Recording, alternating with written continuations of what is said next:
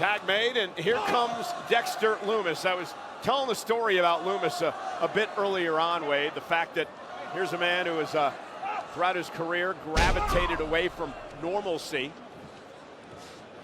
There's a guy who actually kidnapped The Miz at one point. That's what this man's all about in a kick out now. Well, that was the one thing he's done that I didn't actually mind when he kidnapped and tortured The Miz. That was kind of cool. That was a brief window of understandability when it comes to Dexter Lumis. Pretty much everything else he's ever done, too weird for me. The double team now between Lumis and Gacy. And Joe Gacy dropped right on top of Montez Ford. Cover now for the tag team goal and a kick out. And that's the frustrating thing when it comes to the Wyatt Six, no matter how warped and demented they clearly are, bell to bell, they are so damn effective. And you do this to a team the level of the Street Profits, the current champs, just getting manhandled in there.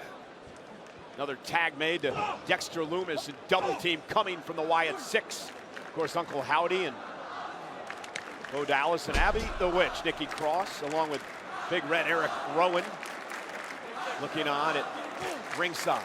Feel the tension as you look at the four corners right outside the ring. Tag teams just loitering, intent on seeing who wins this, and of course, in the back of their minds, remembering that the Wyatt Six did indeed beat the hell out of all four teams around the edge. Roll up now and a kick out.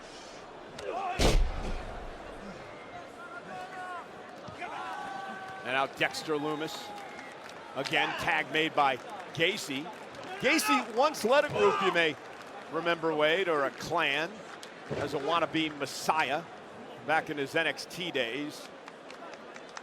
Got himself some followers, made a real name for himself in NXT, but at heart, Joe Gacy is a hardcore brawler. Came up the old-fashioned way on the independent scene and has gone from strength to strength since arriving on SmackDown. Imagine sharing a locker room with that dude. Oh, and a double team. Montez dropped right on the back of his neck. Lumis cover for the tag team championships and a kick out. Yeah, such incredible cohesion there between Lumis and Gacy. Outlines exactly why, outside of the crazy mentality, they are so effective bell to bell. Yeah, Wade, it's interesting that they're able to concentrate on this match as well, with the fact that all the other tag teams on SmackDown are hanging around outside the ring looking on and have a score to settle with the Wyatt Six.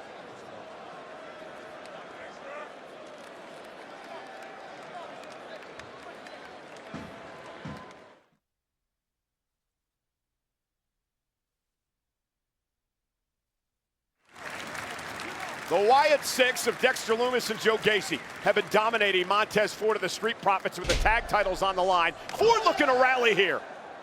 And the powerhouse team of the Street Profits have really been handled and dominated by the Wyatt Six. It's something we have not seen since the Profits returned to SmackDown in January. And the rest of the tag teams on SmackDown have surrounded the ring, looking on at this matchup. Collision, both men down, center of the ring, could be the turning point of the match. Angelo Dawkins on the apron, wants to get in here, knows Tez needs to make a tag.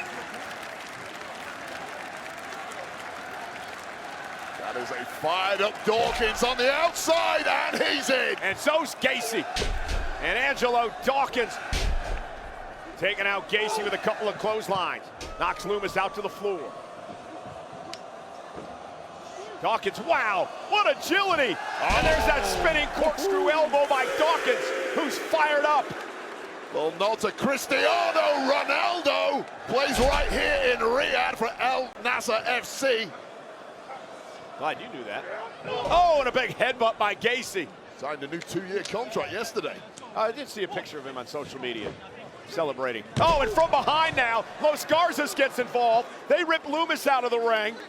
Well, it was only a matter of time before someone took a cheap shot.